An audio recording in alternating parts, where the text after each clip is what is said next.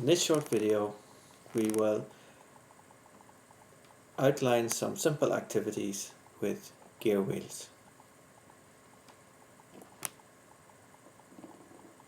Here I have a selection of gears of different sizes. What do you notice about the wheels? There's two things we can look at. Basically, a gear wheel, it's a circle, so we can measure things like the diameter, the radius, the circumference. But because they're gear wheels, it's the number of teeth.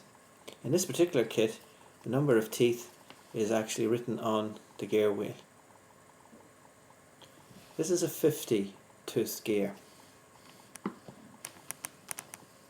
We have 40 teeth on this wheel.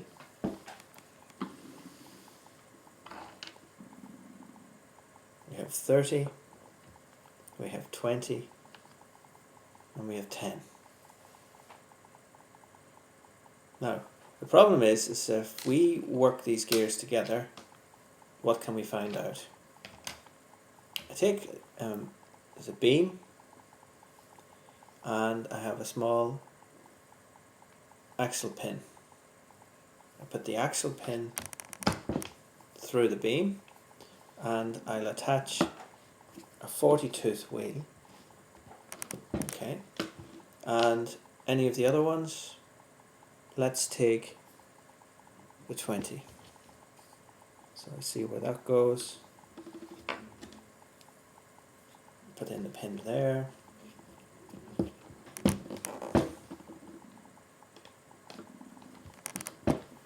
Okay, so now I have two gear wheels on the same beam.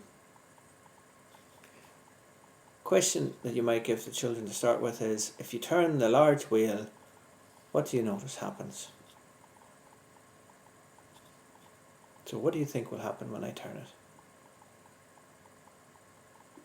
Yeah, it will turn, but have a look. As I turn my large wheel in one direction, the other wheel turns in the opposite direction. That's the first thing to notice, and the children hopefully would find that out very quickly. The second thing is then to look at something to do with measurement. Okay, so if I have a 40-tooth wheel and I have a 20-tooth one, what do you think will happen when I turn this once? Well, let's see. There's a little arrow here on the wheels that will help me line them up. So if I turn the large wheel once, now there's halfway, and the small wheel is turned once, so I'm going to go round. The large wheel is now being turned once, and the small wheel has been turned twice. So we have a gear system here. It's in the ratio of 40 teeth to 20. Now, the ratio of 40 to 20 is, when you break it down, is the ratio of 2 to 1. Now, in terms of the turns of the wheel, what was the ratio? We had 1 turn to 2 turns. The ratio was 1 to 2. So instead of the 20-tooth wheel, if I had the 10-tooth wheel, what would you predict you would get if you turned the big wheel once?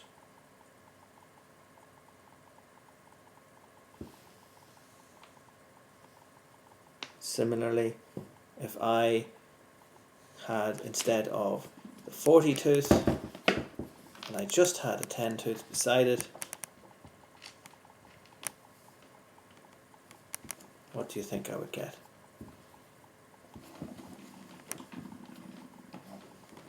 Let's see. Well, 20-tooth wheel, and if I turn the larger wheel of the two once, jumped out there, the smaller wheel turns twice. So 20 teeth to 10 teeth is a ratio of 2 to 1. But the number of turns is 1 turn to 2. 1 to 2.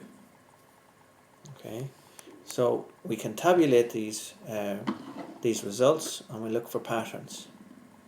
And the overall pattern is that the ratios of the sizes of the wheels,